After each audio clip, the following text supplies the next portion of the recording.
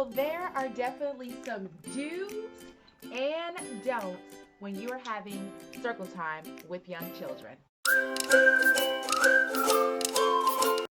So do start circle time with opening cue, opening and closing cue. So use songs, use some type of opening cue like the more we get together, or hello everybody, hello Johnny, I'm so glad to see you. Some type of opening song so they know that it is circle time. Circle time is starting now. And then have the children hold hands, make a circle while they're singing, and then sit down. Next, do keep circle time interactive. Once they have sat down in a circle on the floor, then you want to have an attention getter. So if it's fall time, you could use things like pumpkins. Oh, look what I have. What do you see? Oh, what's inside? Pass it around. If it's spring, you might have a plant. Maybe you guys are going to be growing something. You might have seeds. So use an attention getter. Don't use circle time as a time to lecture, but do use it as a time to interact with the children. Do read books. You can use puppets, props, but don't feel like you have to read the whole book. It's okay to read books in parts. Ask questions. Keep it engaging. So do read books, but don't feel like you have to read the whole book in one setting. Do use things like a weather wheel, especially for young children.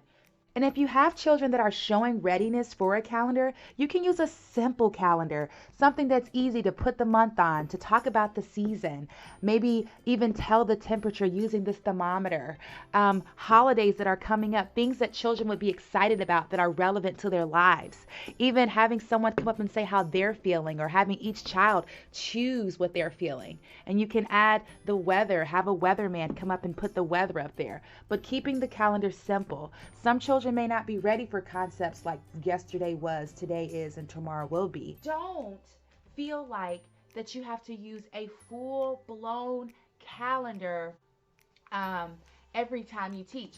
Especially for like preschool age and younger, you can use a weather wheel and that could be it. You don't have to go through a full calendar. For older children, you can merge into that, have songs and engaging calendar time if they're old enough.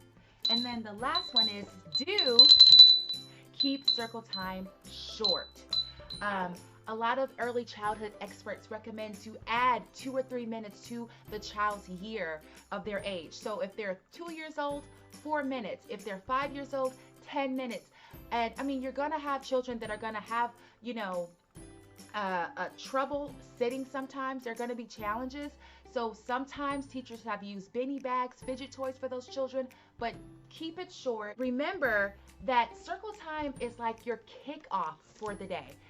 Circle time is the kickoff for the day. It's not a large group lesson plan necessarily. It's a kickoff of like a little teaser of things or topics or skills that you want to introduce. You could do letter hunts. Maybe you're hiding the letter under each child's where they're sitting. If you have like a mat, go find a letter. Let's do a freeze song. You can make it as interactive, as engaging as you want, but you want to keep it short.